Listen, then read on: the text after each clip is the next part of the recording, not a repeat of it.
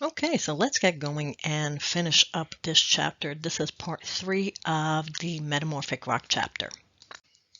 As we discussed in the previous section, in section 2 of the Metamorphic Rock videos, the most important thing, the thing that determines what kind of metamorphic rock you're going to end up with, is the parent rock, or the protholith. Remember, that is going to tell you what kind of metamorphic rock, what is your end result going to be. So most metamorphic rocks are going to have the same composition as that original rock that it came from. Remember, that could be an igneous rock, a sedimentary rock, or another metamorphic rock.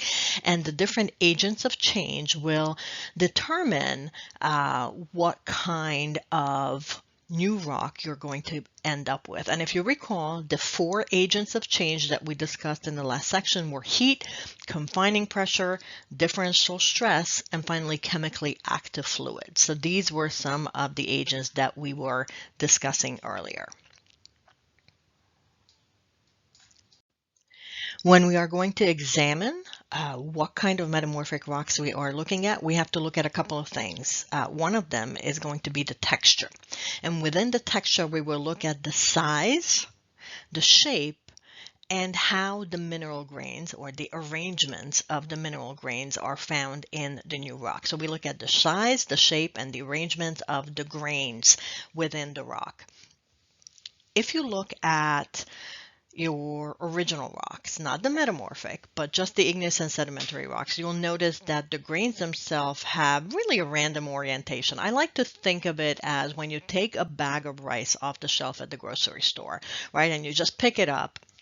Not carefully, you just pick it up, you'll see that the rice grains are all over the place, and you can even make that bag of rice into almost like a ball, right? But when you want to put it in your cabinet or into your pantry, you kind of put it down flat, and you sometimes even kind of hit it with your hand, kind of flatten it out. And what you notice is that the pieces of rice that were in there when you picked it up, that were all randomly oriented, suddenly kind of all orient in the same direction, which kind of compresses the bag, right? It just creates less empty space. And that's kind of how you want to look at random orientation versus all arranged in the same direction. And that's what metamorphic rocks do. They kind of display a preferred direction for the grains, for the mineral grains that we are looking at. And there's going to be different type of orientation, different types of preferred orientation, depending on which metamorphic rock we will be looking at.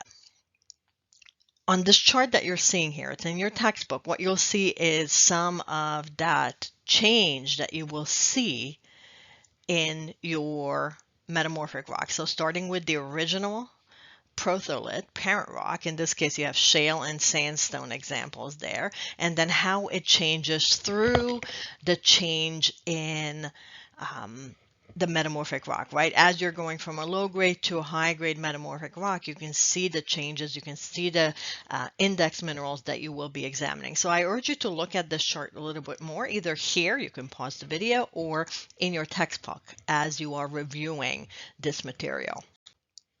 And this is a similar chart, but now really looking at the change in temperature and the change in pressure. Again, going from low grade to high grade. The lowest amount of pressure, lowest amount of heat, and then the most intense heat and most intense pressure. And you can see that the combination of temperature and pressure really causes that alteration from the original rock, or then the slowly changing metamorphic rock, to the final result, until once you get past the highest temperature, high pressure, of course, you melt it down once again into a igneous rock, right? The different temperature and pressure conditions that you're going to see are going to be different in different type of geologic settings. So that's an important thing to remember. Okay, so that is very important as you're examining this chart. Again, it's in your textbook as well, but you can look at it here on this chart, pause the video, examine the chart, or check it out in your textbook.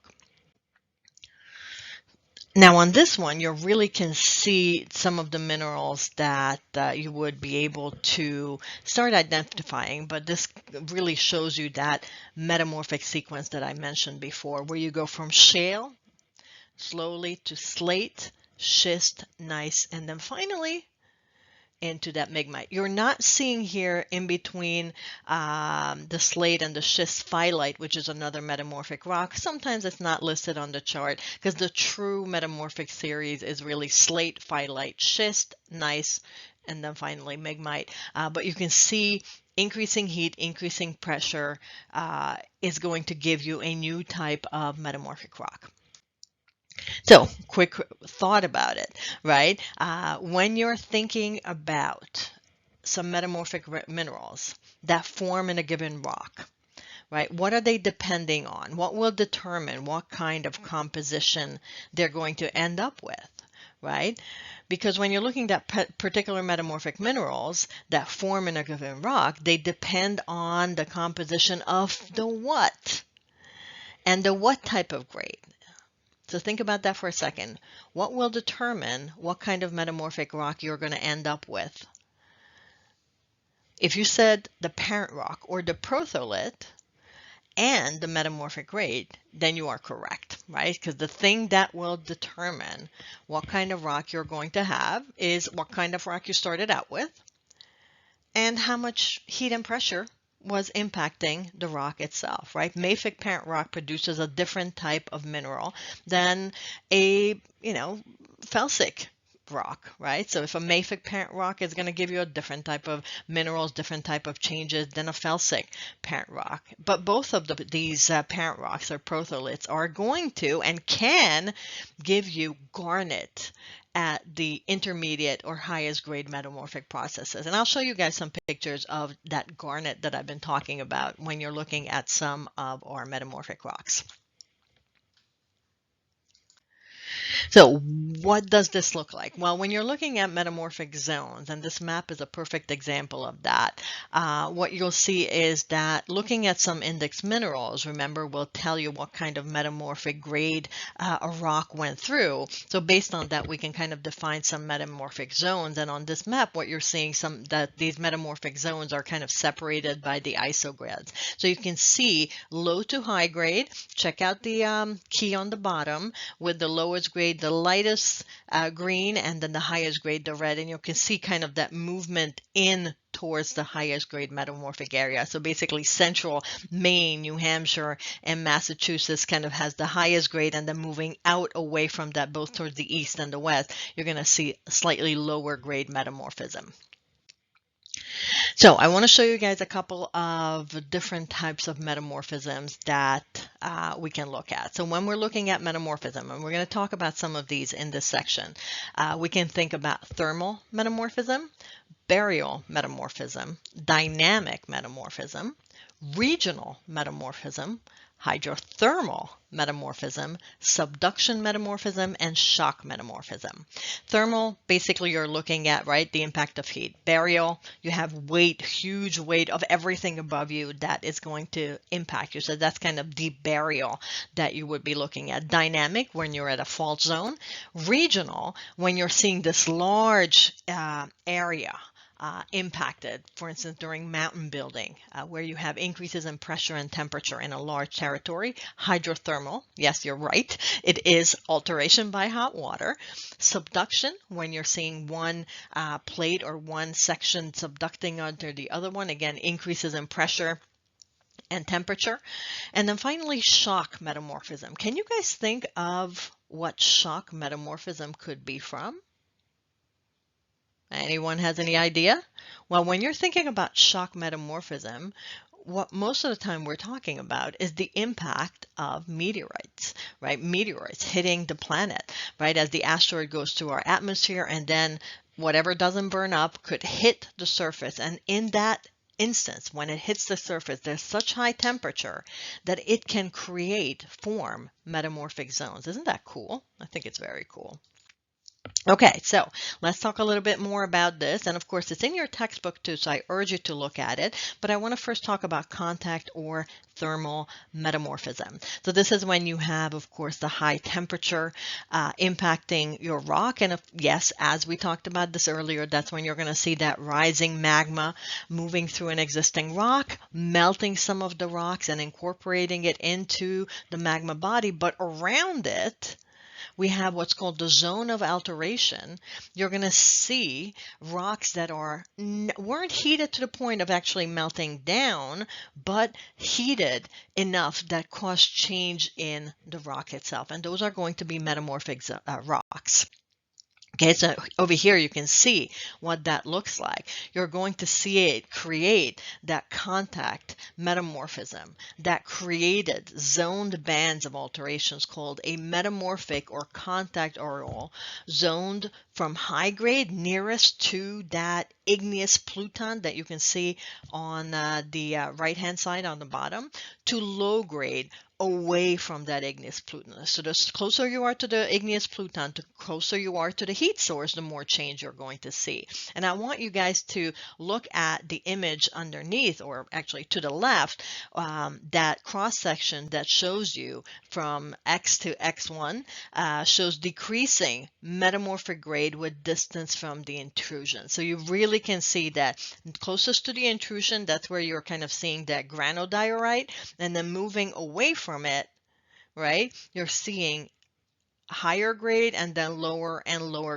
grade until you get to the slate. Okay, so that's a great example of that contact metamorphism. Again, you can see closest to the pluton, you're going to see igneous, and then on top, you're going to see metamorphic rocks, right? Again, that contact metamorphism, you're closest, you're connecting to the heat.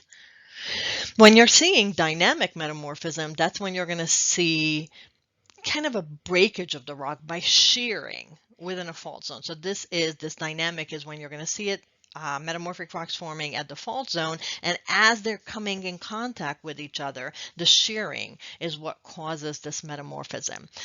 Usually this is going to be in the shallow crust, or not too deep. I mean, it can be deeper as well, but in the shallow crust, that's about 0 to 15 kilometers deep. The rocks are more brittle, and there, that crushing, that faulting, that dynamic metamorphism is going to be a lot of breccia. And in the deeper crust, you're going to see the rocks a little bit more ductile, and that's where you're going to see kind of mylonite, again, a metamorphic process that you're going to see form in this process. Now, along the fault zone that I showed you guys in the previous slides, of course, we can see these big changes, right? I said that closer to the surface, it's more brittle, deeper down, it's more ductile. So I want you guys to look at this image as well before we continue on with the slides. So regional metamorphism is the one that covers the largest territory, right? You got these huge mountain belts that form, sometimes hundreds and thousands of kilometers long, as these tectonic collisions deform these mobile belts, right? And this directed compression is what's going to be breaking, smashing the pre-existing rock, burying them extremely to high depth, and they're heated by the geothermal gradient and, of course, those igneous intrusions, the plutonic intrusions that we talked about before.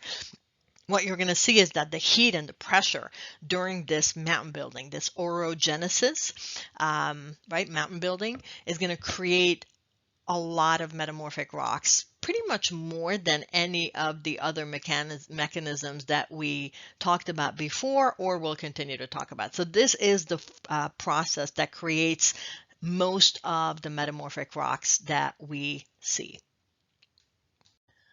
Right, we're looking at that regional metamorphism that, again, is associated with these mountain buildings. And I just wanted to add to what we talked about on the previous slide, is that not only is this the main source of metamorphic rocks, this creates the largest quantity over a very large territory, but of course this is, because we're talking about orogenesis, right, that mountain building, it is really going to be quite common at plate boundaries, at tectonic boundaries as well. Right here, you can see how that forms, right? As you have the tectonic boundary, the continental crust, the two continental crusts are colliding, and of course, imagine the amount of force, the heat and the pressure that those two are going through, right? So I want you guys to stop your slides here for a minute and just examine this image for a second. With subduction metamorphism, again, you can see how and which areas you're going to be seeing some of the changes, right? Those trenches and accretionary prisms that you're seeing have a relatively low geothermal gradient, right? These conditions produce that unique low temperature but high pressure mineral assemblage blue schist that I mentioned before. It really is an absolutely fantastic metamorphic rock. Okay, the last and perhaps the most interesting type of metamorphic environments are going to be impact metamorphism, right? That's when you're going to see a meteorite hitting the surface. Impact metamorphism is also known as shock or shockwave metamorphism. And again, this occurs when the asteroid goes through the Earth's atmosphere. Yes, a lot of it will get burned up, but whatever doesn't, especially if it's a large enough asteroid that came through, that meteorite, when it strikes the Earth's surface, will cause the environment to undergo intense heat, intense pressure, and a major change in the rocks that are found in this area. What you will see, and you can see this image on your right, this is the asteroid impact, or I should say, the meteorite that once it hit went through the Earth's surface. But there was an asteroid impact in the Colorado Plateau. This is in northern Arizona, about 49,000 years ago. The original asteroid was probably about 30 to 50 meters in diameter, and it was primarily iron. And we know this because of the remnants, because of what is the evidence, geologic evidence that we see there. After it hit, you had a huge explosion. There was this explosive, massive explosion, and it dug out, excavated about 175 million tons of rock that formed this mile-wide crater. So remember, this was quite a long time ago, right? 49,000 years ago, yet we still see the crater here that is left. Again, it's a mile wide, about 570 feet deep. This meteor crater impact was, well, pretty impressive. It really is too small to cause any large global environmental effect, but regionally, it made major changes. This area was, had a lot of vegetation and a lot of animals, and we know that when you're looking at the damage that it can cause, that you're going to see it. It's going to be similar to like a nuclear bomb blast, of course, without the ionizing radiation. We wouldn't have that in this area. You would have seen that right at the impact site. Obviously, any plants or animals, so the flora and the fauna would completely have been vaporized. The bedrock would be ejected, and you would have enough of a shock wave from the explosion that you would have very, very fast wind right near the impact itself. Okay, and we know that these winds would have been so strong that right in the surrounding area, probably right near the crater, it would have stripped away all of the grass near the crater, and it would have flattened all of the trees. And there used to be in this area juniper and pinyon trees to about 14 or 19 kilometers from the surface. It would have also probably killed all of the animals in the region, especially right close to it. It would have had pretty severe effects because, right, you have that internal change in the internal and the external pressure as the shock wave kind of comes through. It would have caused some internal bleeding and edemas in the animals. They also probably would have been quite injured. Their bodies would have probably been thrown from the shock wave as well. Of course, you also would have seen all the debris that is being thrown would have caused like wounds on some of these animals, similar to shrapnel, at about a distance of 10 to 13 kilometers. So you're looking at a pretty large area overall. Now, besides just the debris and the shockwave, the heat would have been quite impressive, where you would have had major burn damage out to about 10 kilometers. So both the plants and animals would have been feeling that intense heat, and some of that heat might have also caused some forest fires, although geologists haven't found evidence for the forest fires in the area. They didn't really look for it as much, but there is no evidence for it in this particular impact crater that we're talking about in this region.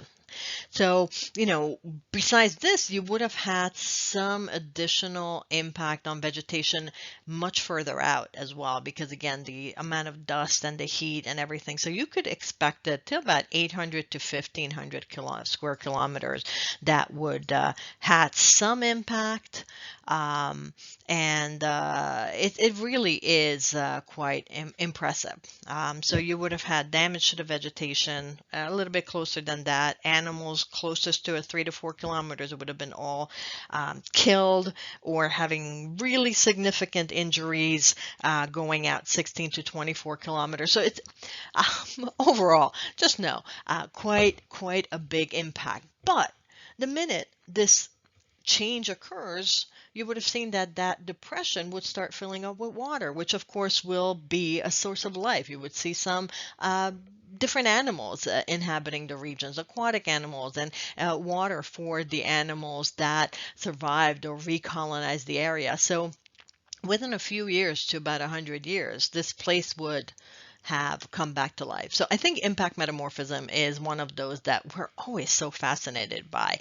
And as I said, it was a relatively short change to the environment, right? Up to about 100 years or so, but quite impressive. And just imagine if something like that would hit a major city today. I mean, it would be large enough to destroy a modern city. That they don't occur too often. At an average, about once in every 6,000 years or so, will we see one of these bigger um, impacts from an asteroid that manages to get through our atmosphere. And that brings us to hydrothermal metamorphism. This is something that we talked about, one in previous slides as well as in previous chapters, right? You have that very high temperature, mineral-rich water that causes chemical alterations to the rocks. And of course, this type of activity occurs most frequently along the mid-oceanic ridges. You'll also see some of these things occurring not just at the mid-oceanic ridges, which is what you're seeing at the edge. Of course, that heat is coming from the igneous processes underneath, right? You have that very high chemically aggressive water that chemically can alter the basalt, and that process starts when you have that cold water kind of seeping through the cracks, the ocean water seeping through the cracks and into the fractured crust, and of course that gets heated by the magma, and then that very high temperature water reacts with the rock, right? The basalt, that mafic rock, and it's ejected through the black smokers, right? And that's how that mafic rock gets metamorphically altered, creating these really cool greenstone metamorphosed pillow basalts that you're seeing on the image to the left. I'm sorry, to your right. And of course, you can see large grade metamorphic rocks that are exposed in many of our continental regions. The large regions of ancient high grade metamorphic rocks are exposed in continental interiors, right? These are the shields. These are the eroded remnants of previous mountain building events, right? Previous orogenic events, belts. The shield rocks from the basement under sedimentary cover over much of the world, right? So you have these shield rocks that are right underneath sedimentary rocks covering it, but they're there. They're all metamorphic rocks that we are seeing. So remember, when we are looking at the metamorphic zones, you're going to see some textural variations. So you're going to see low grade, high grade, and everything in between. You're going to see your typical metamorphic rocks as you're looking for the agent that drove some of those changes. And of course, as they're being exposed, we're talking about millions of years of changes. As they're being exposed to these changes for longer and longer time, they're going through more and more shifts. So remember again, going back to that metamorphic sequence, some from slate to phyllite to schist to gneiss, right? And of course, we go all the way back to the beginning. You started off with shale as your sedimentary rock. And over time, you're going to see some of the changes. You're going to start seeing some of the foliations, right? Foliations develop because the rocks have been subjected to so much differential stress, and they have a lot of, in this case, plating minerals. It gives that rock that streaked or striped appearance. And sometimes what you'll see is there's going to be weakness along these areas that will cause the rock to break. You will also see sometimes these big foliated metamorphic rocks that are going through, right, not necessarily always straight. You'll see that through going planar fabric as well, right? It really is quite incredible as you're looking at some of the changes that you can observe. This is a non-foliated metamorphic rock. Not all of them are foliated. This is also not part of our typical metamorphic series. This is a non-foliated metamorphic rock that has no planar fabric that's evident because they lack the minerals, the inequant minerals that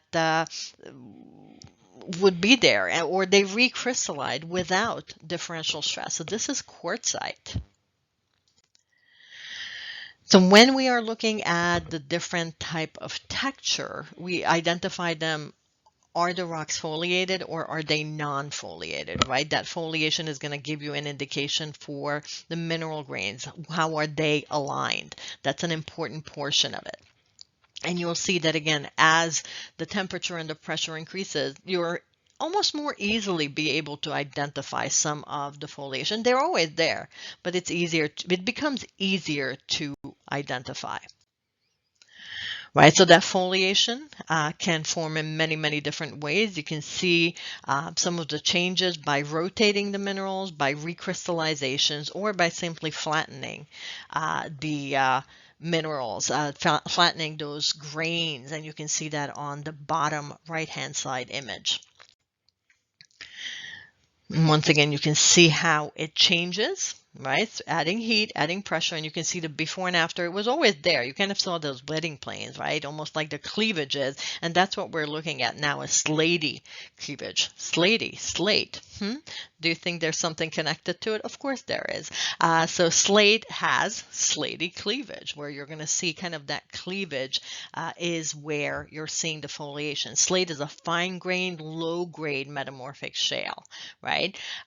It has that distinct foliation called slaty cleavage. That cleavage forms kind of perpendicular to the compression through the parallel alignments of the clay minerals that we usually see in that rock. And this foliation produces a weakness in the rock, which allows it to be split along that cleavage to produce those slate shingles, for instance, that are just so perfect for roofing. Or if you ever read old books when children went to school in the 17 and 1800s carrying their little slate tablets, perfect for writing. It just creates these thin slates, thin slices that break just so easily. And no matter how thin, you're small, you always see them breaking in the same way. It's really cool.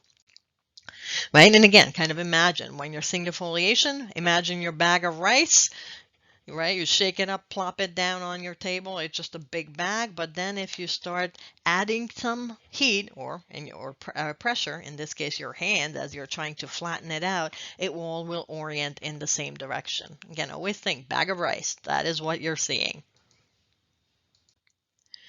Again, bag of rice, right? You can see the kind of randomly oriented minerals versus the nice, perfectly aligned ones in that second image, right?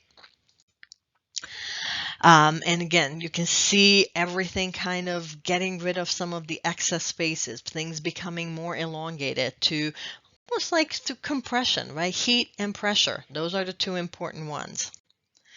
Now, as we're finishing this chapter up, once again, I'm showing you guys some really useful web resources that you can check out and observe, look for more samples.